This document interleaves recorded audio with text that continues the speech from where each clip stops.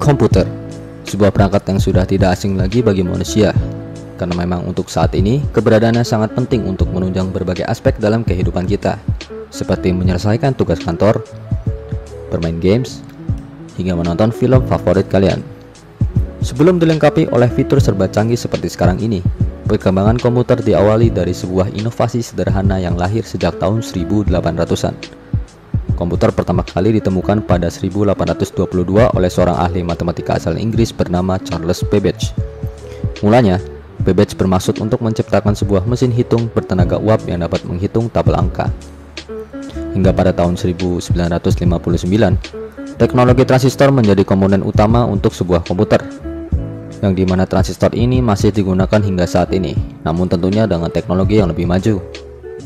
Sejak tahun 1960-an, kekuatan dari teknologi komputer kita terus berkembang secara eksponensial, yang memungkinkan komputer untuk menjadi semakin kecil dan semakin kuat dalam waktu yang bersamaan. Tapi proses ini akan membuat komputer mencapai batas fisiknya. Komputer kini ukurannya mulai mendekati ukuran yang setara dengan atom, dan ini akan menjadi sebuah masalah. Di dalam sebuah chip komputer saat ini terdapat jutaan bahkan miliaran transistor. Sebuah transistor adalah bentuk sederhana dari pengolahan data pada komputer yang pada dasarnya adalah sebuah saklar yang dapat menghalangi atau memberi jalan pada informasi yang datang. Informasi ini terdiri dari bit yang bisa diatur menjadi 0 atau 1. Bit sendiri merupakan satuan terkecil dari proses komputasi. Keadaan transistor dialiri listrik adalah representasi dari bit 1, dan sebaliknya, saat tidak dialiri listrik adalah bit 0.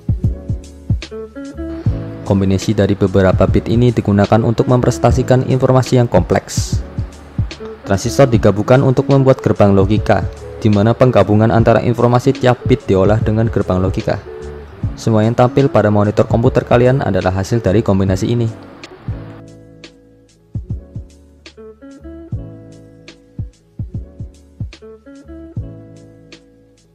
Sebagai contohnya, gerbang logika N mengirim output 1 jika semua input adalah 1, dan selain itu output akan menjadi 0. Semakin mengecilnya transistor pada chip mikroprosesor adalah hal yang baik, tapi pada tahap ini fisika kuantum mulai menyebabkan kesulitan. Singkatnya, transistor adalah sebuah saklar elektrik, dan listrik adalah elektron yang berpindah dari satu tempat ke tempat lain, atau bergerak dari beda potensial tinggi ke beda potensial rendah. Jadi saklar elektrik dalam hal ini adalah transistor, berfungsi sebagai penghalang yang bisa menahan elektron untuk berpindah ke suatu arah. Sekarang ukuran biasa dari sebuah transistor adalah 14 nanometer, dan ini lebih kecil 8 kali lipat dari sebuah virus HIV, dan lebih kecil 500 kali lipat dari sebuah sel darah merah. Ini gila banget sih. Nah, jika transistor mengecil hingga berukuran beberapa atom, sebuah elektron dapat memindahkan dirinya dari satu sisi penghalang ke sisi lainnya menggunakan proses yang disebut quantum tunneling.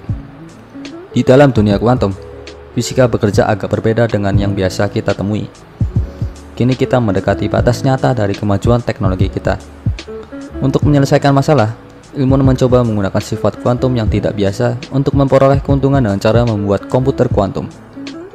Seperti yang sudah kita bahas tadi, pada komputer biasa, bit adalah ukuran terkecil dari sebuah informasi.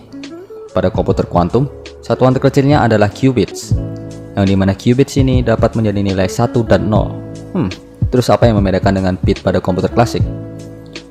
Bit pada komputer klasik memiliki nilai 1 atau 0, tapi qubit bisa bernilai 1 dan 0 dalam waktu yang bersamaan. Kok bisa? Oke, kita analogikan bit dengan sebuah koin, di mana masing-masing sisi koin mempresentasikan nilai dari bit. Terus gimana dengan qubit? Nah, kalau kita melempar koin ke udara, kita tidak bisa menentukan apakah yang terlihat sisi koin yang mana, sampai kita menangkap koin tersebut dan melihat sisi koin mana yang terlihat, dan begitulah kurang lebih analogi qubit. Pada 4 bit, hanya akan berada di salah satu dari 2 pangkat 4 kemungkinan berbeda dalam satu waktu. Itu adalah 16 kombinasi tersedia yang hanya satu kemungkinan saja yang dapat digunakan. Sedangkan pada qubit, ada 16 kombinasi yang mungkin digunakan secara bersamaan. Nilai ini bertambah secara eksponensial setiap ditambah qubit baru. 20 qubit saja dapat menyimpan nilai hingga jutaan secara paralel, dan ini membuat komputer kuantum lebih superior dibanding pada komputer klasik. Nah, itu tadi video pembahasan mengenai perbedaan antara komputer klasik dan komputer kuantum ya. Jelas si komputer kuantum ini lebih superior dibanding dengan komputer klasik. Tapi sayangnya hingga saat ini komputer kuantum hanya digunakan untuk tahap penelitian ya, tidak digunakan untuk masyarakat umum. Ya, semoga saja kita secepatnya merasakan salah satu keajaiban dari ilmu pengetahuan ini. Oke, segitu dulu videonya. Mohon maaf kalau ada kata-kata yang salah. See you next videos.